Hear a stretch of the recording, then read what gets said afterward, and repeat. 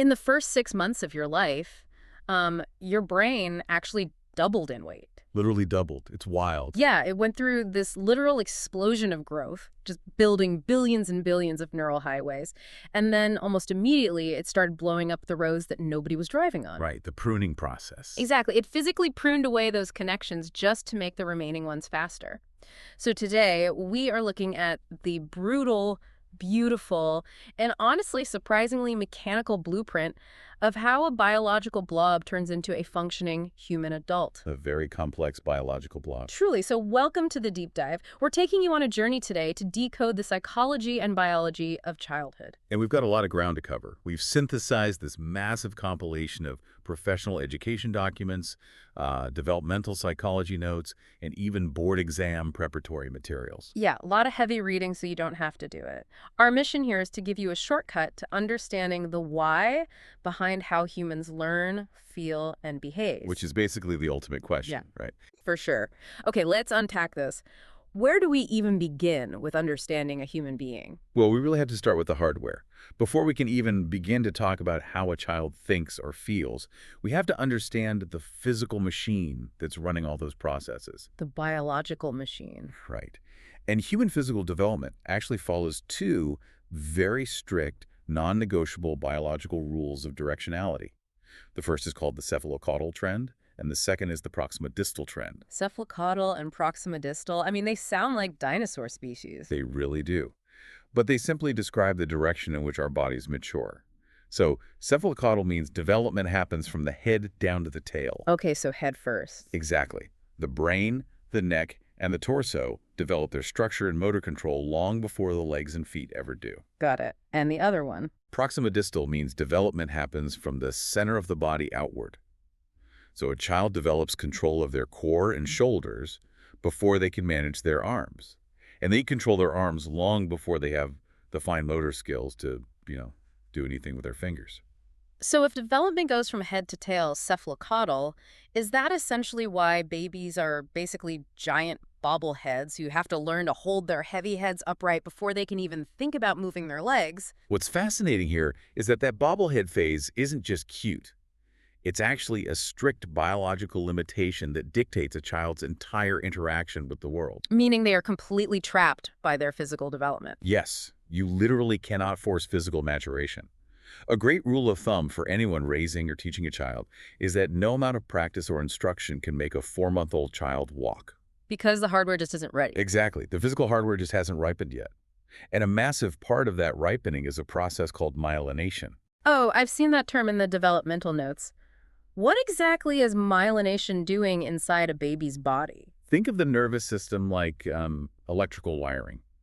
Myelination is the process where the body wraps those raw nerve fibers in a biological fatty insulation called myelin. So it's literally putting plastic casing on the copper wire. That's the perfect way to look at it. Without that insulation, electrical signals from the brain just scatter and dissipate before they ever reach the muscles. Oh, wow. So a 4-month-old might actually have the impulse to walk, but the wiring to the legs hasn't been insulated yet. Right. The signal just doesn't arrive. That makes so much sense. But even before that insulation is fully built, this hardware actually comes pre-installed with some pretty incredible survival software. I'm looking at the notes on newborn reflexes here. Oh, the innate reflexes are fascinating because they really reveal our evolutionary history. They aren't conscious choices, right? They are automatic subroutines triggered by specific stimuli. Like the rooting reflex. If you stroke a newborn's cheek, they automatically turn their head and open their mouth. Right, which is just a blind search for food before their vision is actually functional. I assume that's the exact evolutionary purpose. It is. It ensures they can find nourishment even when they are effectively blind and helpless. Yeah. Then there is the Moro response, which is a bit more dramatic. That's the startle one, right? Yeah, it looks like a random wild startle. If a baby feels like they are suddenly falling, they arch their back, throw their arms wide out, and then quickly bring them back in. Wait, why throw the arms out if you're falling? That seems totally counterproductive. If I fall, I'm tucking and rolling. Well, it seems counterproductive to a modern human in a crib, but it's an evolutionary holdover from our primate ancestors. Oh, like monkeys in trees. Exactly. If an infant monkey starts falling from a branch, throwing its arms wide is a desperate automatic attempt to grab onto its mother's fur or catch a branch. It's a literal biological safety net. That is wild. Yeah. We also see the Babinski reflex, where if you stroke the bottom of an infant's foot, their big toe bends back and the other toes fan out. It's just crazy to think about a baby as this bundle of ancient evolutionary software and rapidly insulating nervous tissue. It's a busy time, biologically. For sure. But once that physical foundation is laid once the nerves are myelinated, the bobblehead stabilizes, and the brain prunes its connections, how does conscious thought actually boot up? How does a kid start to make logical sense of reality? For the architecture of thought, developmental psychology leans really heavily on the Swiss psychologist Jean Piaget. He fundamentally changed how we view children. How so? Well, before Piaget, society generally assumed kids were just miniature adults who simply hadn't absorbed enough facts yet. Like they just needed more data uploaded. Exactly. But Piaget proved that children think in a fundamentally different way than adults do. He mapped out cognitive development into these very specific stages. Let's focus on the pre-operational stage, which runs roughly from ages 2 to 7, because honestly, based on the research, this is the stage where kids are endlessly entertaining, primarily because their logic is so beautifully, confidently flawed. It really is. Two of the massive hallmarks of this pre-operational stage are egocentrism and animism. Okay, break those down. Now, egocentrism in this context doesn't mean the child is selfish or arrogant. It means they are cognitively unable to rotate the mental camera to see a situation from someone else's perspective. Right. Like if a 3-year-old covers their own eyes, they genuinely believe you cannot see them. Yes, because if their vision is blocked, they assume yours must be too. They can't decouple their experience from yours. And animism is their tendency to treat inanimate objects as if they are alive and have feelings, right? Precisely. Like genuinely believing the sun goes to sleep at night, or that dropping a stuffed animal on the floor physically hurts the toy's feelings. Which is adorable, but also shows how their brain is working. It's their way of mapping their own internal experience onto a world they just don't fully understand yet. But the most famous demonstration of how this pre-operational logic works, or, fails to work, is Piaget's conservation experiment. Oh, this is the classic water beaker test, right? Tell us how that works. So you take a child in this stage and show them two identical short, wide glasses filled with the exact same amount of water. You ask them which has more, and they easily recognize the amounts are the same. Okay, makes sense. Then, right in front of their eyes, you pour the water from one of the short glasses into a tall, very skinny beaker. You ask them again, which one has more water? And let me guess. A young child will swear up and down that the tall, skinny beaker now has more water. Wait, even though they just watched you pour it, why does their brain get tricked so easily? Because they focus entirely on a single visual characteristic, the height of the water line, and they completely ignore the width of the glass. So they just lack the processing power to hold two variables at once. Right. Furthermore, they lack a cognitive function called reversibility. They cannot run the mental tape backward in their head to understand that the pouring action could simply be undone to return to the original state. They just cannot comprehend the conservation of volume. Wow. So Piaget frames kids as these solitary little scientists independently poking at the world, getting tricked by tall water glasses until their brain eventually matures enough to grasp logic. That was his main view, yes. But here's where it gets really interesting. Another heavyweight in the field, Lev Vygotsky, looks at Piaget's lone scientist model and completely rejects it. He absolutely does. Vygotsky argues that kids don't learn in a vacuum at all. They learn socially. He introduces the zone of proximal development. But let me push back on this for a second. Isn't Vygotsky's zone of proximal development just a fancy academic way of saying good teaching? How do you mean? Like, isn't he just saying you should guide a kid slightly past what they can do alone by giving them some hints? Actually, it's a lot more radical than just good teaching. Vygotsky wasn't just offering a teaching strategy. He was making a profound claim about human consciousness itself. Okay, I'm listening. He argued that thought doesn't exist inside the child's head until society puts it there. Wait, really? The consciousness comes from the outside in? Yes. Language, higher-level logic, problem-solving, these aren't just internal fruits that ripen purely through biological aging. They are cultural tools. So they have to be handed to you. Exactly.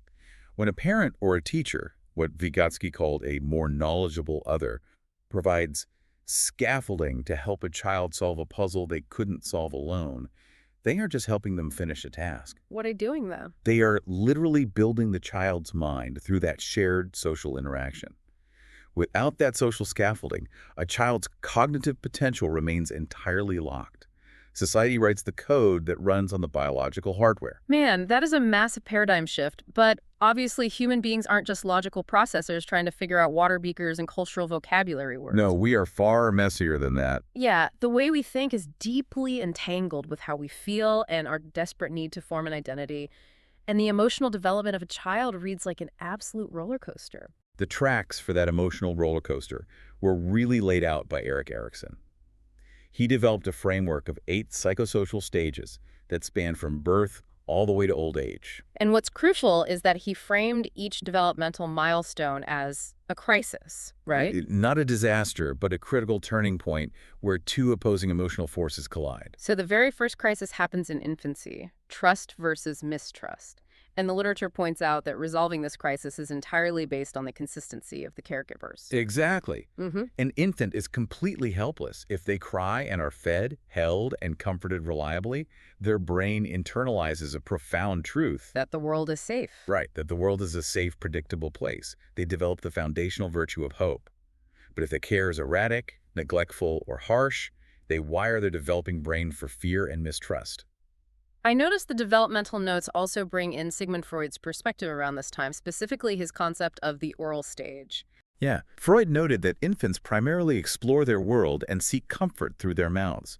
Behaviors like thumb-sucking or chewing on objects are completely normal psychological explorations for an infant. It's just them testing the waters. Exactly. But the critical takeaway is that if a parent reacts to that natural exploration with harsh suppression like slapping the hand away or mocking them, it can cause lasting emotional fixations and anxiety. Which perfectly sets the stage for the toddler years. If an infant learns to trust the world, they eventually start wanting to conquer it. Naturally. Erikson calls this toddler crisis autonomy versus shame and doubt. This is when they start walking, demanding to choose their own toys, and realizing they are separate entities with their own agency. It is the literal birth of independence.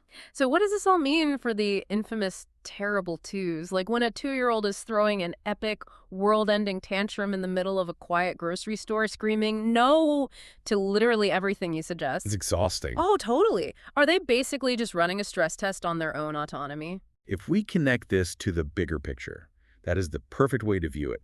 Tantrums and defiance at that age are not simply bad behaviors that need to be eradicated. They aren't. No, they are a vital psychosocial mechanism. The child is actively forging their sense of will. They are testing the boundaries of their environment to see how much power they actually have. So what happens if you just shut it down constantly? If parents completely crush this exploration or overly punish them for trying to do things themselves and making a mess, the child internalizes a deep sense of shame and doubt. They actually learn to fear independence. It's like they need to rebel just to prove they exist, which honestly brings us to the ultimate rebellion. The teenage years. Oh boy, yeah. Erikson calls the adolescent crisis identity versus role confusion. And the psychological phenomena happening in a teenager's brain are fascinating. The notes detail 2 major concepts: the imaginary audience and the personal fable. The imaginary audience is that suffocating feeling every teenager experiences where they believe everyone is watching, scrutinizing, and judging their every single move. Like they are constantly on a stage. Exactly. If they have a blemish on their forehead, they believe the entire school is completely fixated on it. And the personal fable is kind of the flip side of that, right? It's their absolute conviction that they are utterly unique, that no adult could possibly understand the depth of their feelings, and that they are essentially invulnerable to danger. Which perfectly explains the agonizing social insecurity combined with the terrifying, reckless risk-taking of adolescence. It makes so much sense when you frame it like that. They are desperately trying to synthesize a cohesive self-concept from all these conflicting social roles. But constantly pushing boundaries, whether as a screaming toddler in the grocery store or a rebellious teenager breaking curfew, naturally forces the environment to push back. Society eventually has to impose rules. It does. And this collision between a child's expanding autonomy and society's rigid rules is where our moral compass is forged. How does a child actually learn the concept of right and wrong? Well, to understand the architecture of morality, developmental psychologists rely heavily on Lawrence Kohlberg. Kohlberg mapped out moral development into 3 broad levels. Okay, what's the first one? The first is the pre-conventional level. At this stage, typically seen in young children, There is no internal moral code. Right and wrong are determined purely by immediate consequences. You obey the rules simply to avoid getting punished. So it's an entirely transactional view of the world. If I hit my brother, I lose my toy, so I won't hit my brother. Precisely. What happens as they mature? They move into the conventional level, which is actually where a large portion of adults remain. Here, morality is entirely about maintaining social order. Like following the law just because it's the law. Yes, it's about behaving in ways that your peers deem as being a good boy or a good girl. Right and wrong are defined by what the group consensus says. And then there is the rare post-conventional level. This is where an individual acts based on abstract, universal ethical principles. Right. The classic example in Kohlberg's research is the Heinz dilemma. Oh, asking if it's morally acceptable for a man to break into a pharmacy and steal a ridiculously overpriced drug to save his dying wife. Exactly. A post-conventional thinker argues that stealing is legally wrong, but preserving human life supersedes property laws, making the theft morally justified. But how kids progress through these moral stages is heavily dependent on the environment they are raised in, specifically parenting styles, right? Exactly. Diana Baumrein's research categorizes the distinct ways parents exercise authority. On one extreme, you have the authoritarian style. That's the strict obedience one. Right, my way or the highway, with zero room for discussion or negotiation. On the other side of the healthy spectrum, you have the authoritative style. This is firm and boundary-driven, but highly communicative, warm, and willing to explain the reasons behind the rules. There is a highly specific example in the notes that perfectly illustrates how kids learn morality in real time. It explores why it is a terrible idea to laugh if your 2-year-old suddenly utters a profane swear word. It's a great example. As an adult, hearing a tiny toddler drop a heavy curse word is objectively funny. It's hilarious. But to the toddler, it is a moral laboratory. Right. If you laugh, they aren't learning the complex social convention of appropriate language. They're just learning a simple equation. Making this specific sound makes the giant people happy. Yep, they are actively constructing their sense of right and wrong based purely on your immediate reaction. But let me pose a hypothetical based on these parenting extremes. If a child is raised in an incredibly authoritarian home, where rules are enforced through fear and questions are punished, they are essentially trapped in Kohlberg's lowest moral level, right? It's a very real risk, yes. Like they aren't actually developing an internal moral compass. They're just acting like highly trained ninjas trying to avoid the punisher. This raises an important question about the ultimate goal of discipline. Are we trying to create blind obedience, or are we trying to create true morality? It should be morality. The developmental consensus is that extreme authoritarianism breeds a dangerous dependence on external direction. If you never let a child question, discuss, or understand the why behind a rule, you completely stifle their internal initiative. Because they've never had to think for themselves. Exactly. When the punisher eventually leaves the room, that child has no internal ethical framework to guide their behavior. Their morality collapses because it was entirely reliant on fear. That is a profound realization for anyone raising kids or managing a classroom. But to really grasp human growth, we have to look beyond just the parent and the child. True. Brain development, moral frameworks, and psychological crises do not happen in a vacuum. Every single child is constantly being molded by a massive overlapping ecosystem. And that brings us to Uri Bronfenbrenner's ecological systems theory.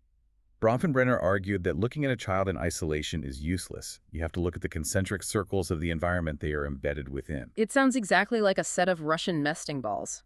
The child is the tiny doll in the center, but they are trapped inside a larger family doll. Right. Which is inside a school doll, which is inside a massive cultural doll. That is a brilliant way to visualize it. Let's look at how those dolls interact.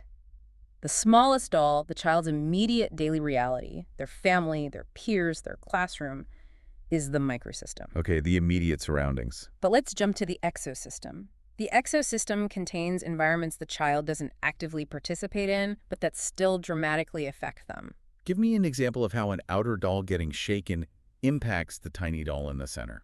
Well, a parent's workplace is in the child's exosystem. Okay. The toddler doesn't go to the office. Hopefully not. Right. But imagine the parent's boss is incredibly demanding and toxic.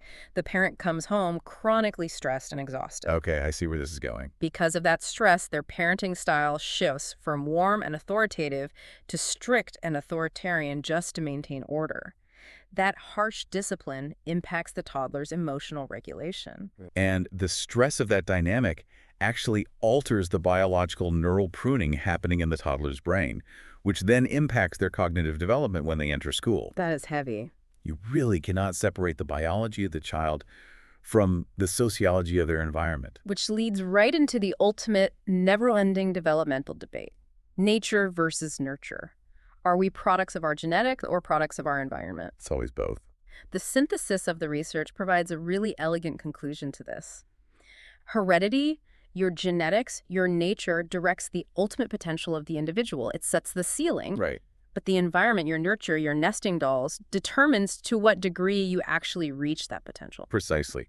And this is vital when we consider exceptionalities in human development. Development is not a rigid, one-size-fits-all timeline. Definitely not. We see conditions like ADHD, with its profound challenges in attention and impulsivity. We see autism spectrum disorder, which affects social interaction and communication. We see dyslexia, which is a specific neurological difficulty with reading and spelling. And it is so important to note that the research makes it abundantly clear that dyslexia has absolutely nothing to do with lower intelligence. Absolutely nothing. These exceptionalities aren't examples of broken hardware. They are neurological variations within the vast spectrum of human potential. Just a different operating system. Exactly. A child with ADHD might struggle immensely in a rigid, quiet classroom, which is a hostile ecosystem for their brain, but thrive in a dynamic, hands-on learning environment.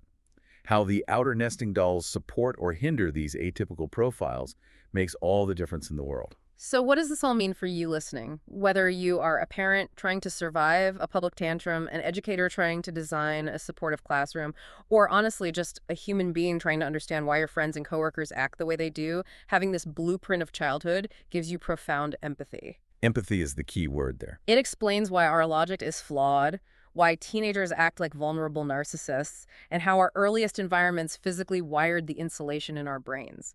It gives us a lens to view behavior not as random, annoying, or malicious, but as deeply developmental. Every action, every outburst, and every boundary pushed is a data point in a biological organism's desperate attempt to adapt to its world. It is an incredible journey. But going through this blueprint leaves me with one final, slightly unsettling thought I want to pose to you. Okay, lay it on me. We've spent this entire time treating child development as a mere preparation phase for adulthood. We treat childhood as the assembly line and adulthood as the finished, static product. Right. But there is a famous phrase in developmental psychology, the child is the father of the man. Given everything we've just unpacked about the permanence of these early stages, what if adulthood is just an illusion? Oh, Are we ever truly finished developing? Or are we all just toddlers in adult suits, still secretly navigating the boardrooms and relationships of our adult lives based entirely on the trust, guilt, and autonomy we picked up on the playground? that is a lingering thought. The psychological operating system never really stops running, does it? It never does. Thanks for joining us on this deep dive into the blueprint of human development. See you next time.